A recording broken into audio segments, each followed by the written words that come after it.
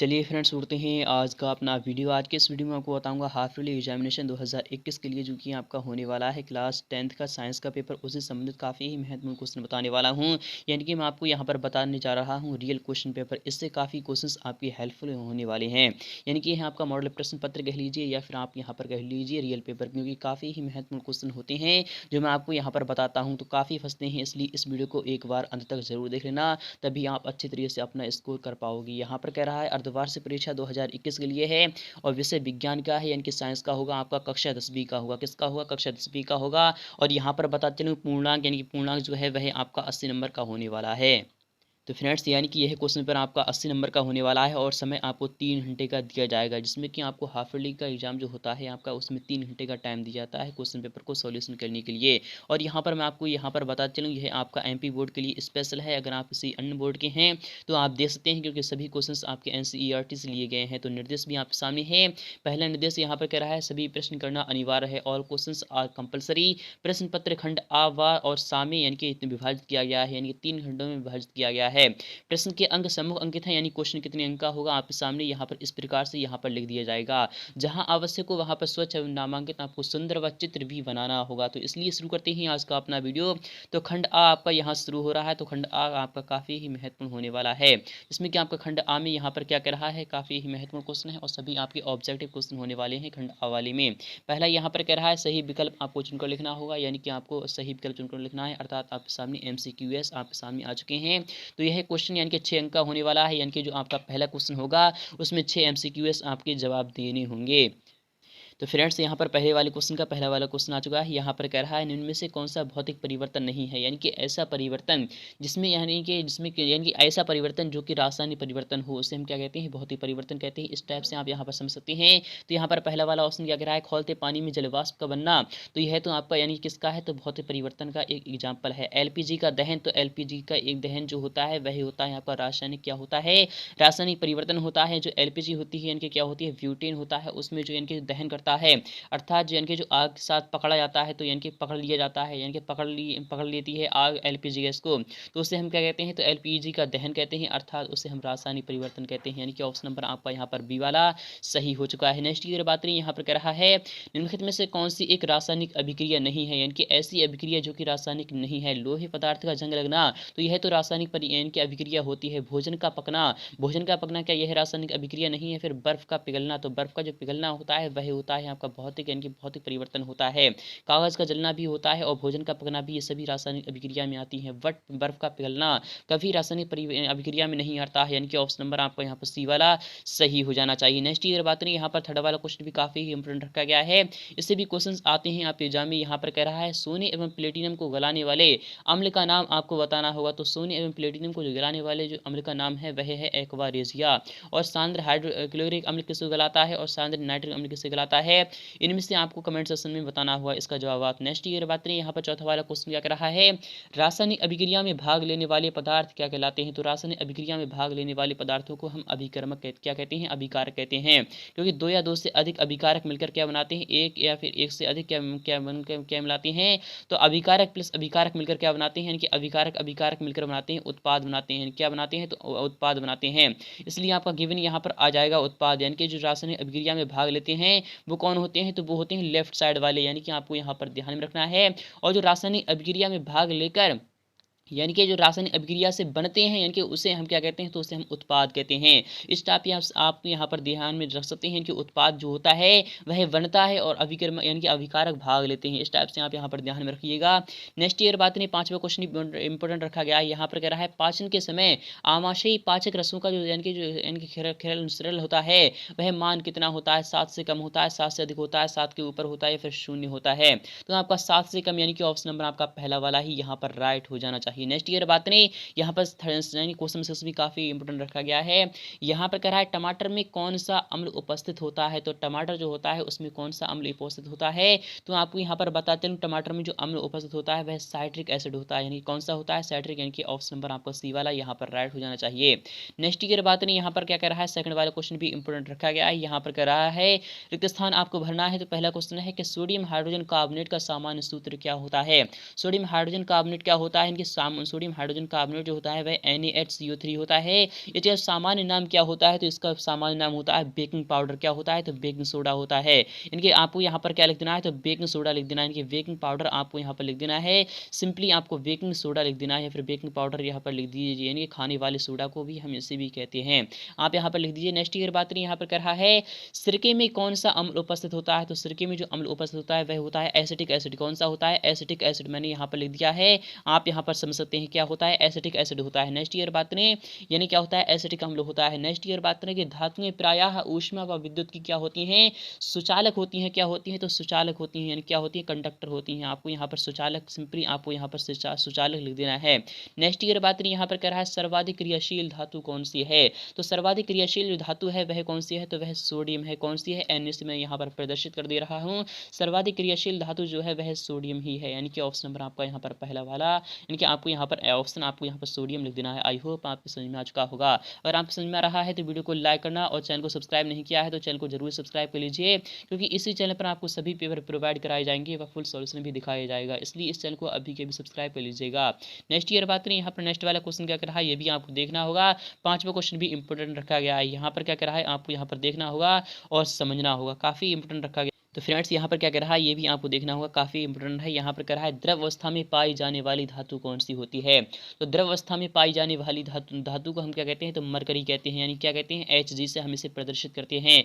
तो फिलहाल कि मैं आपको यहाँ पर मरकरी भी लिख दे रहा हूँ, शायद कि आपको पता ना हो कि इसे Hg से प्रदर्शित करते हैं। इनके Hg इसका जो होता है वह क्या होता है, वह होता है आपका सिंपल। और स्टेनलेस स्टील व लोहे के साथ कौन सा तत्व मिला होता है, आपको इसका जो है कमेंट सेक्शन में बताना होगा। तो काफ़ी ही महत्वपूर्ण क्वेश्चन है, इसलिए आपको इसका जो है कमेंट सेक्शन में बताना होगा। नेक्स्ट ईयर बात में थर्ड वाला क्वेश्चन भी आपका इंपॉर्टेंट रखा गया है। यहाँ पर थर्ड वाला क्वेश्चन क्या कर रहा है, यानी कि थर्ड वाले ऑप्शन में कर रहा है, सही जोड़ी बनाइए, मैच द फॉलोइंग, आपको मिलान करना होगा। ये भी क्वेश्चन आपका 6 अंक का होने वाला है। तो पहला क्वेश्चन है, यहाँ पर कह रहा है, द्रव अवस्था में पाई जाने वाली धातु क्या होती है, तो द्रव अवस्था में पाई जाने वाली धातु को हम पारा यानी कि Hg कहते हैं। किससे क्या कहते हैं, Hg भी कहते हैं। Hg इसका सिंबल होता है, आपको ध्यान में रखना है। और यहाँ पर कह रहा है सेकंड वाले ऑप्शन में कि धातुओं को खींचने का गुण क्या कहलाता है, तो धातुओं को जो खींचने का जो गुण होता है, अर्थात उसे तारों के रूप में परिवर्तित करने के गुण को हम तन्यता कहते हैं। और धातुओं को पीटकर चादर बनाने का गुण क्या कहलाता है, तो धातुओं को पीटकर चादर बनाने का गुण आघातवर्धिता कहलाता है, क्योंकि उस पर आघात होता है, अर्थात उस पर चोट लगाई जाती है। नेक्स्ट की बात नहीं, यहाँ पर कराए कम क्रियाशील धातु कौन सी है, तो कम क्रियाशील धातु कौन कौन सी होती है, तो आपको यहाँ पर पता होना चाहिए। तो कम क्रियाशील धातु कौन सी है, तो कम क्रियाशील जो धातु है वह सोना एवं चांदी है। नेक्स्ट की बात नहीं, यहाँ पर कह रहा है कार्बन की समय की संख्या कितनी है, तो कार्बन की संख्या कितनी है, यानी क्या होती है, इनके जो होती है वह क्या होती है, तो आपको यहाँ पर पता होना चाहिए। कार्बन की 4 होती है। क्या होती है, कि यहाँ पर कह रहा है संयोजकता कितनी होती है, तो फिलहाल कहेंगे संख्याकता लिख दिया यहाँ पर, आपको यहाँ पर संख्याकता नहीं, आपको यहाँ पर संयोजकता लिख देना है। मैं यहाँ पर लिख दे रहा हूँ, आपको यहाँ पर सिंपली इस टाइप से समझ लेना है। इनकी संयोजकता होती है, क्या होती है, तो संयोजकता आपको यहाँ पर ध्यान में रखना है। कार्बन की जो संयोजकता होती है वह कितनी होती है, तो कार्बन की संयोजकता होती है 4, क्योंकि उसके जो लास्ट वाला इनके जो कक्षक होता है उसमें 4 ऑर्बिटल्स में उसमें 4 इलेक्ट्रॉन घूमते हैं। नेक्स्ट ईयर बात नहीं, यहाँ पर करा है मोस्ले की आवर्त सारणी का आधार क्या है, तो मोस्ले के आवर्त सारणी का जो आधार है वह है परमाणु क्रमांक, यानी परमाणु क्रमांक, क्योंकि सभी का परमाणु क्रमांक ही रहा है। इस टाइप से आप यहाँ पर देख लीजिए, आपके 6 अंक यानी कि मुकम्मल हो चुके हैं, यानी कि ये आपके 6 अंक आपको मिलने से कोई नहीं रोक सकता, क्योंकि यही क्वेश्चन आपके एग्जाम में आने वाली हैं, इसलिए चैनल को जरूर सब्सक्राइब कर लीजिएगा। नेक्स्ट ईयर बात नहीं, क्वेश्चन मेरा इनकी फोर्थ भी काफ़ी इंपॉर्टेंट होने वाला है। यहाँ पर क्या कर रहा है, ये भी आपको देखना होगा। ये भी क्वेश्चन आपका 6 अंक का होने वाला है, क्योंकि यहाँ पर कर रहा है एक शब्द या फिर एक वाक्य में आपको आंसर देना है। तो पहला क्वेश्चन है, यहाँ पर कर रहा है वायुमंडल में कार्बन किस रूप में उपस्थित होता है, यानी जो वायुमंडल होता है, यानी जो वायुमंडल हमारे आपके सामने जो वायुमंडल है, अर्थात जो हवा का मंडल है, यानी कि हम अगर 15 किलोमीटर ऊपर जाते हैं तो गैस जहाँ पर उपस्थित होती हैं, वैसे तो हर जगह है, बट वायुमंडल वहीं से माना जाता है खासकर। तो वायुमंडल में कार्बन किस रूप में उपस्थित होता है, तो वह होता है कार्बन डाइऑक्साइड के रूप में उपस्थित होता है, यानी कि CO2 कार्बन और ऑक्सीजन के मिलकर जो बनता है वह बनता है CO2, यानी कि CO2 यानी कि कार्बन डाइऑक्साइड के रूप में वह उपस्थित होता है, यानी कि हमें मिलता है। नेक्स्ट ईयर बात करें, यहाँ पर कहा है खाना बनाते समय बर्तन की सतह काली कब हो जाती है, तो खाना बनाते समय बर्तन की सतह यानी कि बर्तन की भारी सतह काली कब हो जाती है, तब हो जाती है जब पूर्ण रूप से खाना पक जाता है। इस टाइप से लिख दीजिए, या फिर पूर्ण रूप से यानी कि क्रिया हो जाती है, इस टाइप से लिख दीजिए, आपका आंसर नेक्स्ट में मिल जाएगा आपको।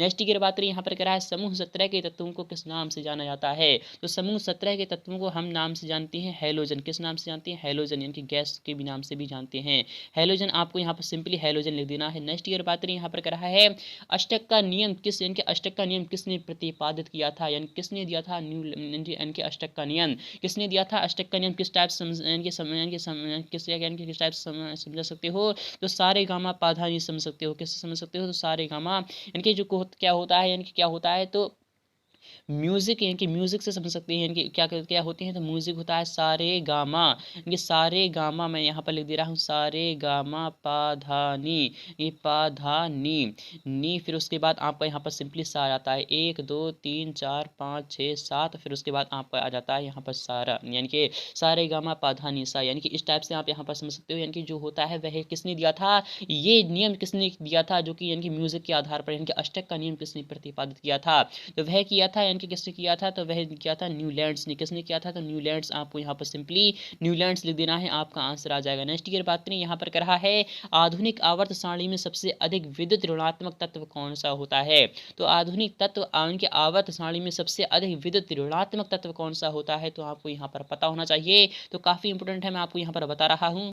तो फ्रेंड्स आपको सिंपली यहाँ पर क्लोरीन लिख देना है। क्या लिख देना है? क्लोरीन लिख देना है। यानी कि Cl से भी आप यहाँ पर यानी कि दर्शा सकते हो। इस टाइप से आप यहाँ पर लिख दीजिएगा। नेक्स्ट की बात करें यहाँ पर कह रहा है, यानी कि क्या कह रहा है आपको देखना होगा कि एक परमाणु का इलेक्ट्रॉनिक विन्यास 2 8 7 है, इस तत्व का नाम क्या होता है। तो हम जानते हैं 2 8 10, यानी कि 10 7 17 होता है। तो क्लोरीन का होता है, क्लोरीन का परमाणु क्रमांक कितना होता है, तो वह 17 होता है। यानी कि एटॉमिक स्ट्रक्चर क्या होता है, वह किस टाइप से होता है, तो आपको यहाँ पर ध्यान में रखना है। यानी कि क्या होता है मैं आपको यहाँ पर बता रहा हूँ 1:2 होता है। इस टाइप से आप यहाँ पर समझ सकते हैं 1:2 2:2, यानी कि 1:2 2:2। और फिर उसके बाद होता है आपका 2p6 होता है। क्या होता है? 2p6 होता है। फिर उसके बाद आपका होता है 3h2 होता है। फिर क्या होता है? 3h2 होता है। फिर होता है आपका 3p, यानी कि 3p के आधार पर होता है। तो आप यहाँ पर कितने हो चुके हैं, तो 6 4 6 2, यानी कि 6 2 8 हो सके हैं, 8 और 12 हो सके हैं। 3p5 होता है, यानी कि ये दो, यानी कि 3h2, यानी कि 3h2 और यहाँ पर 3p5 हैं। तो 2 और 5 कितने होते हैं? 7 होते हैं। कि जो होता है, यानी कि 7 होता है, वह लास्ट में होता है। तो वह किस में होता है, तो वह क्लोरीन में होता है। किस में होता है, आप यहाँ पर इस टाइप से भी समझ सकते हैं। इनके क्लोरीन का 17 इस टाइप से लिखते हैं। तो पहले में 2 आते हैं मैक्सिमम, फिर उसके बाद आप यहाँ पर 8 आते हैं। फिर उसके बाद आते हैं जितने भी बचे रहते हैं उससे उतने आते हैं, यानी कि 2 8 7, यानी कि ऑप्शन नंबर आपका यहाँ पर क्या आ जाएगा, तो क्लोरीन आपको यहाँ पर भर देना है। नेक्स्ट की बात करें यहाँ पर क्वेश्चन नंबर इनके 5 क्या कह रहा है, आपको देखना होगा। काफी इंपोर्टेंट क्वेश्चन रखा गया है यहाँ पर। क्वेश्चन नंबर इनके नेक्स्ट में कह रहा है, इनके खंडवा आपका यहाँ से स्टार्ट हो रहा है। तो यहाँ पर कह रहा है नोट प्रश्न क्रमांक 5 से लेकर 8 तक में कोई 2 प्रश्न आपको हल करना होगा। यानी कि आपको क्या क्या करना है, तो कोई 2 प्रश्न हल करना है। यानी कि इन चारों प्रश्न में से आपको कोई 2 प्रश्नों के जवाब देना है। तो आप यहाँ पर आपके मजे हैं, यानी कि 2 ही प्रश्नों के आपको जवाब देना है। फिलहाल कि मैं आपको यहाँ पर चारों को ही जवाब देने जा रहा हूँ, क्योंकि इंपॉर्टेंट क्वेश्चन है, इसलिए आप एग्जाम में आ सकते हैं। यह क्वेश्चन आपका 6 अंक का होने वाला है। यानी कि 3 गुणे 2, अर्थात आपका क्या होगा, तो एक क्वेश्चन जो होगा वह 3 अंक का होने वाला है। यहाँ पर कह रहा है संतुलित रासायनिक समीकरण क्या है, तो मैं आपको यहाँ पर बता रहा हूँ। यानी कि ऐसा समीकरण जो कि जिसमें दोनों ही पक्ष यानी कि बराबर आ जाएं, अर्थात अभिकारक और अभिकारकों से यानी कि उत्पाद जो बनता है उसके जो यानी कि संख्या होती है वह समान आ जाए या फिर बराबर आ जाए, उसे हम संतुलित रासायनिक समीकरण कहते हैं। कि रासायनिक अभिकारक समीकरणों को संतुलित करना क्यों आवश्यक है। रासायनिक समीकरणों को संतुलित करना इसलिए आवश्यक है ताकि दोनों ही पक्ष बराबर हो जाएं और उनका मान यानी कि संतुलित हो सके। इस टाइप से लिख दीजिएगा, आपका आंसर आ जाएगा। फिलहाल कि मैं आपको यहाँ पर शॉर्ट में बता सकता हूँ, ओनली बता सकता हूँ। अगर आपको चाहिए इसका कॉपी पेन में जवाब तो हमें कमेंट सेक्शन में बता देना, इसका जवाब आपको मिल जाएगा बहुत जल्द। नेक्स्ट ईयर बात नहीं यहाँ पर कह रहा है नेल यानी कि तेल एवं वसायुक्त खाद्य पदार्थों को नाइट्रोजन से प्रतिपादित यानी प्रभावित क्यों किया जाता है। तो तेल एवं वसायुक्त खाद्य पदार्थों को नाइट्रोजन से प्रभावित इसलिए किया जाता है ताकि वह यानी कि लॉन्ग टाइम तक यानी कि बने रहें। यानी कि तेल यानी कि क्या होता है, जो होता है यानी कि जो कहीं कनेक्टेड हो जाता है, अर्थात जो वायु से कनेक्टेड होकर, ताकि वह खराब ना हो जाए। इस टाइप से लिख दीजिएगा, आपका आंसर आ जाएगा। नेक्स्ट ईयर बात यहाँ पर कह रहा है ताजे दूध का पीएच मान 6 होता है, दही बन जाने पर इसके पीएच मान में क्या क्या परिवर्तन आता है। तो दही बन जाने पर इसका जो पीएच मान होता है वह कम होता जाता है। क्या हो जाता है, कम होता जाता है, क्योंकि ताजे दूध का जो पीएच मान 6 होता है अर्थात वह अम्ल की ओर जाता है, क्योंकि दही बहुत खट्टा होता है। इस टाइप से आप यहाँ पर समझ सकते हो। नेक्स्ट ईयर बात नहीं, व्यंजक चूर्ण, प्लास्टर ऑफ पेरिस व खाने के सोडे का रासायनिक नाम व सूत्र आपको लिखना होगा। तो व्यंजक चूर्ण क्या होता है, तो आपको यहाँ पर बता रहा हूँ। व्यंजक चूर्ण जो होता है कैल्शियम ऑक्सीक्लोराइड क्लोराइड होता है CaOCl2 होता है। क्या होता है? CaOCl2 होता है। क्या होता है? तो CaOCl2 आपको यहाँ पर सिंपली लिख देना है। कैल्शियम ऑक्सीक्लोराइड होता है। क्या होता है? कैल्शियम ऑक्सीक्लोराइड होता है, जिसे हम व्यंजक चूर्ण कहते हैं। और प्लास्टर ऑफ पेरिस क्या होता है? तो प्लास्टर ऑफ पेरिस की अगर यहाँ पर बात करें तो क्या होता है? CaSO4 होता है और इनटू में आपका हाफ H2 होता है। क्या होता है? इनटू में हाफ H2 होता है। मैंने यहाँ पर लिख दिया है, आप यहाँ पर समझ सकते हो। यहाँ पर कह रहा है वह खाने के सोडे का रासायनिक नाम क्या होता है? तो खाने के सोडे का रासायनिक नाम क्या होता है? खाने के सोडे का जो रासायनिक नाम होता है वह क्या होता है? NaHCO3 होता है। NaHCO3 होता है। इसका मैंने अभी फॉर्मूला बता दिया है, इसका नाम मैं आपको यहाँ पर बता रहा हूँ। कैल्शियम ऑक्सीक्लोराइड यानी कि व्यंजक चूर्ण इसका रासायनिक नाम है। कैल्शियम ऑक्सीक्लोराइड क्या है? कैल्शियम ऑक्सीक्लोराइड है। और यहाँ पर कहेंगे कैल्शियम सल्फेट अर्ध हाइड्रोक्साइड होता है इसका नाम, कि अर्ध हाइड्रेट होता है। और सोडे का रासायनिक नाम का क्या होता है? कि खाने वाले सोडे का नाम क्या होता है? सोडियम बाइकार्बोनेट या फिर बेकिंग सोडा भी कह लीजिए। इस टाइप से आपको लिख देना है, आपका आंसर मुकम्मल हो चुका है। नेक्स्ट ईयर बात करें, यहाँ पर क्या कर रहा है? नोट में यानी क्वेश्चन नंबर यानी कि क्या कर रहा है आपको यहाँ पर देखना होगा और समझना होगा। यहाँ पर कर रहा है प्रश्न नंबर 9 से लेकर 13 में कोई 3 प्रश्न आपको हल करना होगा। यह क्वेश्चन आपका 9 अंक का होने वाला है, यानी कि एक अंक आपका, ये क्वेश्चन आपका 3 अंक का रहने वाला है। अर्थात 3 × 3 = 9, यानी कि एक क्वेश्चन आपका 3 अंक का होने वाला है। पहला क्वेश्चन यहाँ पर सोडियम, ऑक्सीजन एवं मैग्नीशियम के लिए इलेक्ट्रॉन बिंदु संरचना आपको बनाना है। तो सोडियम का इलेक्ट्रॉनिक विन्यास पहले हम लिखते हैं। सोडियम का इलेक्ट्रॉनिक विन्यास क्या होता है? तो मैं यहाँ पर इस टाइप से लिख दे रहा हूँ कि इलेक्ट्रॉनिक विन्यास क्या होता है सोडियम का? तो वह होता है, यानी क्या होता है? इस टाइप से होता है, 2 8 1 होता है। 2 8 1 होता है। तो सोडियम का हम किस टाइप से लिख सकते हैं? तो सोडियम हम इस टाइप से लिख देते हैं। मैं इसे अभी डॉट के किससे दर्शा रहा हूँ? तो डॉट के रूप से दर्शा रहा हूँ, क्योंकि बिंदु संरचना है इसलिए आपको सिंपली कहीं पर भी एक लास्ट में एक है, क्योंकि संयोजी कोष जो होता है वह लास्ट का ही होता है, अर्थात इसमें इलेक्ट्रॉन 1 भरा जाएगा। तो मैं यहाँ पर कलर चेंज करके दिखा रहा हूँ, आपको यहाँ पर कलर चेंज करके दिखा दे रहा हूँ। आपको क्या करना है? सिंपली आपको यहाँ पर लिख देना, इस टाइप से आपको यहाँ पर एक डॉट लगा देना है। तो आपका यहाँ पर आंसर हो चुका है। नेक्स्ट ईयर बात नहीं, यहाँ पर क्या है? ऑक्सीजन, यानी कि ऑक्सीजन का इलेक्ट्रॉनिक विन्यास क्या होता है? तो ऑक्सीजन पे हम जानते हैं 8 होते हैं। ऑक्सीजन का 8 होता है, यानी कि 2,6 होता है। क्या होता है? 2,6 होता है। तो ऑक्सीजन का हम किस टाइप से बना सकते हैं? मैं इसका भी रंग चेंज कर दे रहा हूँ, यानी कि इसका मैं कर दे रहा हूँ, इस टाइप से कर दे रहा हूँ। तो ऑक्सीजन को आपको यहाँ पर O लिखना है। फिर उसके बाद आपको क्या लिख देना है? यानी कि क्या क्या करना है आपको? यहाँ पर लास्ट में कितनी है? 6 हैं। तो 1 2 3 4 इस टाइप से भर देना है। फिर उसके बाद ये युग्मित कर लेता है, अर्थात यहाँ पर 1 लिख देना है आपको, यहाँ पर 1 लिख देना है। यानी कि जो इसके अयुग्मित जो इलेक्ट्रॉन की संख्या है वह 2 है और युग्मित इलेक्ट्रॉनों की संख्या भी 2 है। इस टाइप से आप यहाँ पर लिख सकते हैं और समझ सकते हैं। आई होप आप समझ में आ रहा होगा। यानी कि इसका भी इलेक्ट्रॉन बिंदु संरचना हो चुकी है, क्योंकि इसे किसने प्रतिपादित किया था? यानी कि किसने प्रतिपादित किया था? लुईस डॉट इन संकेत। इस टाइप से आप समझ सकते हो। मैग्नीशियम क्या होता है? तो मैग्नीशियम को मैं यहाँ पर समझा दे रहा हूँ आपको। तो मैग्नीशियम क्या होता है? तो मैग्नीशियम का जो इलेक्ट्रॉनिक क्या होता है? इस टाइप से होता है, Mg का 12 होता है। ये 12 होता है तो किस टाइप से लिख सकते हैं? कि 2 8 होता है, 2 8 होता है। फिर उसके बाद आपका 2 होता है।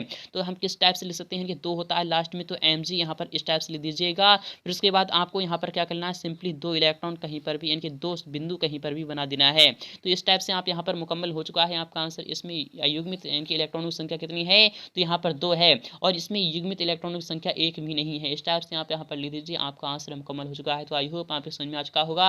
ये आपके 3 अंक यानी कि 3 मार्क्स आपके मुकम्मल हो चुके हैं। और यहाँ पर 10वें क्वेश्चन की बात करें, यहाँ पर कह रहा है रासायनिक गुणधर्मों के आधार पर धातुओं एवं यानी कि अधातुओं में आपको क्या करना है? विभेद करना है। क्या करना है आपको? यहाँ पर रासायनिक गुणों के आधार पर आपको क्या करना है?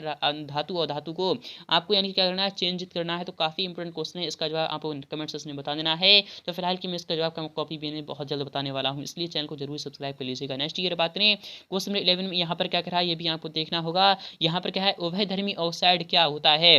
2 उभयधर्मी ऑक्साइडों का आपको यानी कि उदाहरण भी देना होगा। तो यानी उभयधर्मी ऑक्साइड क्या होता है? ऐसी यानी कि ऐसा पदार्थ जो अम्ल और इनके क्षार दोनों के साथ क्रिया करके अपना इनके उत्पाद बना देता है, उससे हम उभयधर्मी ऑक्साइड कहते हैं। उभयधर्मी ऑक्साइडों की आपको क्या करना है? आपको एग्जाम्पल देना है, तो मैं आपको यहाँ पर बता रहा हूँ।